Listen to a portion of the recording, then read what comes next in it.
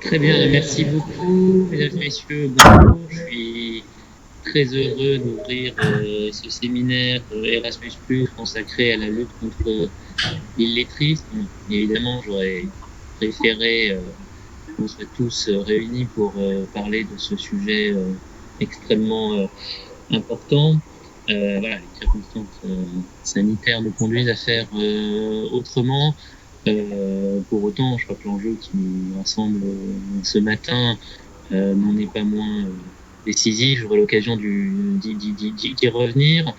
En tout cas, je tenais vraiment être avec vous pour saluer le travail qui est mené depuis 3 ans dans le cadre de ce projet Erasmus+, avec des partenaires italiens, partenaires roumains et turcs, sur la question de la prévention de l'illettrisme. Je veux d'abord saluer toutes celles et tous ceux qui sont connectés, chefs d'établissement, inspecteurs, professeurs, également les équipes du rectorat, de la direction des services départementaux de l'éducation nationale dans le département de l'Oise. Je remercie tout particulièrement le professeur Bentolila qui travaille depuis très longtemps avec notre académie. On aura l'occasion d'y revenir et qui s'est particulièrement impliqué dans ce projet. Et puis, saluer également les maîtres d'œuvre de ce projet, en particulier Madame Boali, directrice académique adjointe des services départementaux de l'éducation nationale dans l'Oise, ainsi que Madame Albar, qui porte une question internationale dans ce département. Donc, tout au long de la matinée, vous allez pouvoir revenir sur les travaux qui ont été menés dans ce cadre. On peut retirer des pratiques qui sont en vigueur chez les partenaires et inversement voir comment ce qui est mis en place dans notre académie dans le département de l'Oise a pu être décliné, adapté chez les partenaires. Je crois que c'est en particulier le cas des rôles. Donc c'est toujours important d'avoir effectivement au terme d'un projet pas de côté, ce moment de recul pour faire le bilan de ce qui a été conduit, voir effectivement ce qui marche et ce qu'on doit retirer pour l'avenir. Je souhaitais simplement en ouverture insister sur un point, c'est le moment dans lequel intervient ce séminaire. Aujourd'hui, on est confronté à un double défi. On a un défi structurel sur la question de la lutte contre l'illettrisme, la prévention de l'illettrisme, et puis un défi conjoncturel. Le défi structurel, vous le connaissez tous, c'est celui de la maîtrise de la langue. C'est un défi évidemment national. Les données que l'on collecte au moment de la journée défense citoyenneté 18 ans montre évidemment que la question de l'illettrisme est une question majeure. C'est évidemment la même chose si on remonte le fil du temps à l'entrée au collège. On a 12 à 15% des élèves qui connaissent des difficultés importantes en lecture. Et puis si on remonte encore en amont, on a évidemment ces difficultés qui sont désormais très bien identifiées avec les évaluations nationales que l'on a au début de l'école élémentaire. Enjeux nationaux, mais qui se posent avec une acuité toute particulière dans l'académie d'Amiens, avec malheureusement des résultats qui sont en deçà des moyennes nationales. C'est un enjeu majeur. Et puis, finalement, un défi conjoncturel avec les conséquences de la situation sanitaire, du confinement sur les apprentissages des élèves.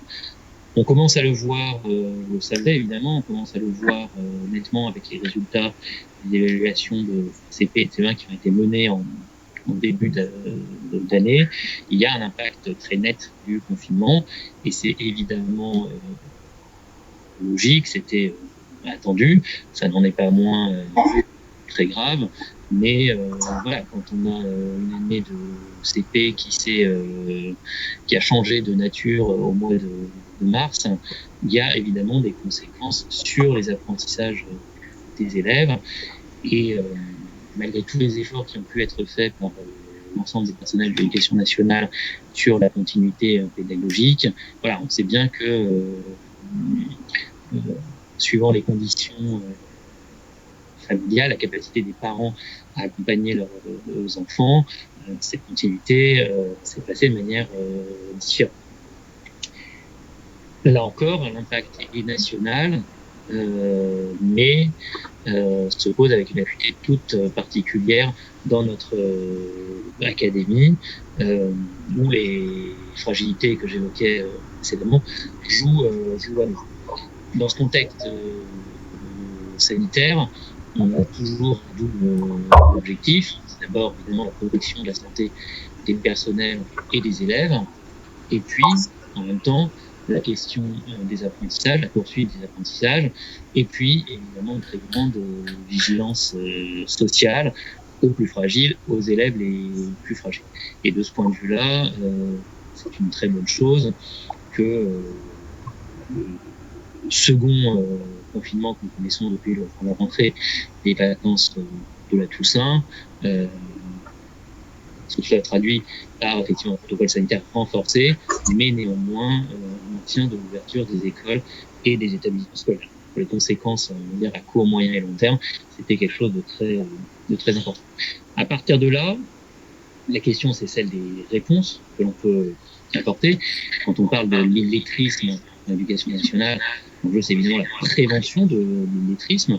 Donc il y a une grande partie qui se joue du côté du premier degré.